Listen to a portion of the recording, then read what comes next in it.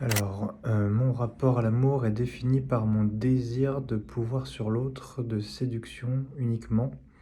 J'en ai honte.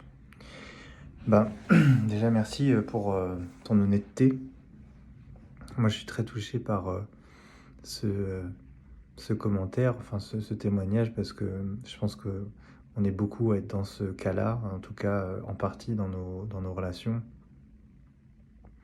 où évidemment le rapport de pouvoir fait partie du jeu de séduction, fait partie de la rencontre, fait partie de la drague, fait partie de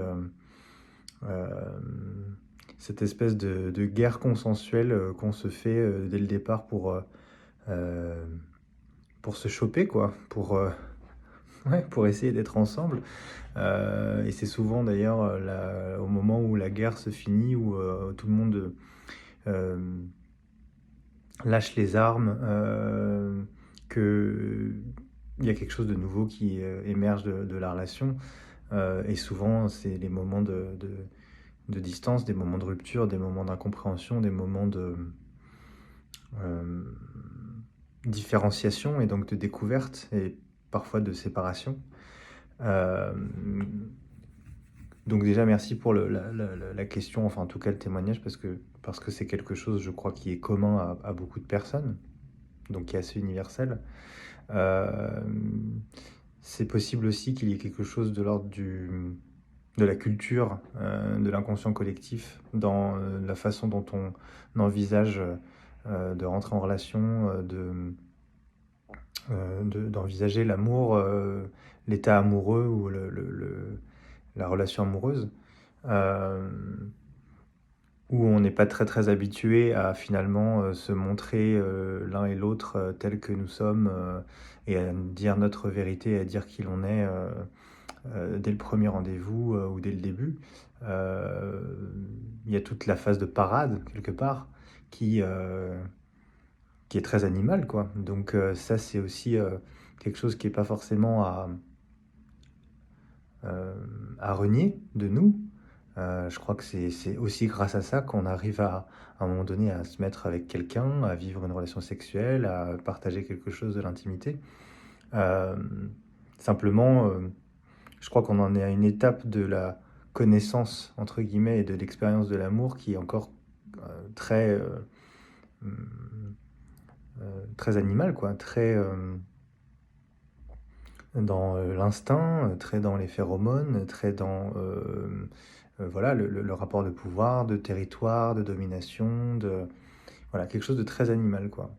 Et c'est ok, je veux dire, voilà, peut-être qu'on évoluera à un moment donné vers une autre vision de l'amour ou une autre expérience de l'amour, mais c'est pour l'instant comment l'humain, j'ai l'impression, euh, fait l'expérience de l'intimité, de l'amour, de la relation à l'autre et du couple.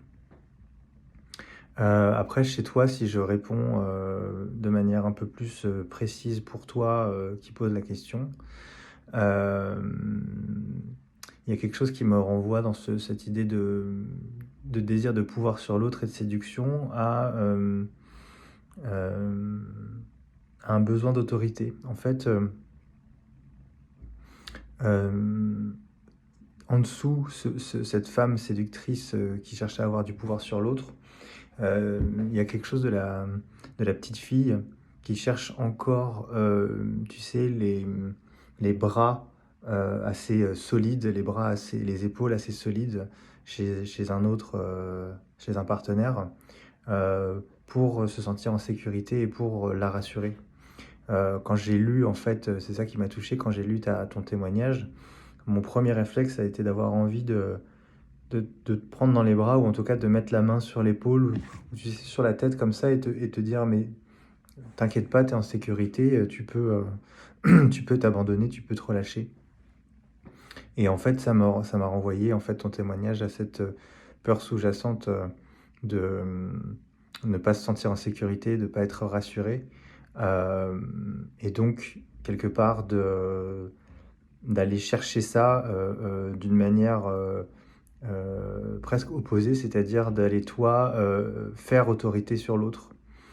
Quelque part, faire autorité sur l'autre et tenter de le dominer, que ce soit par la séduction ou par le pouvoir, c'est finalement une façon de tester l'autre, de voir si, justement, il a les épaules, s'il va tenir le coup. Parce qu'en dessous, il y a encore la part de toi qui a besoin d'être rassurée et besoin d'être sécurisée. Donc évidemment, hein, c'est assez, banal, mais si tu veux, la démonstration de pouvoir est toujours une démonstration de fragilité et de vulnérabilité.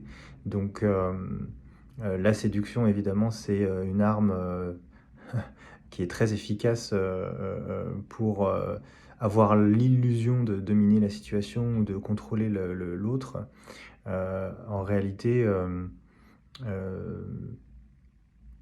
c'est à la fois une façon comment dire? De ne pas montrer, ta quête de pouvoir à l'autre, et donc de le faire passer en séduction, donc de quelque part de prendre un autre, chemin pour arriver à la même finalité, sans avoir à être totalement honnête avec l'autre, parce que la séduction, ça passera toujours mieux qu'une volonté, de pouvoir et de domination et de conquête, heu, comment dire? Appliquée de manière, directe.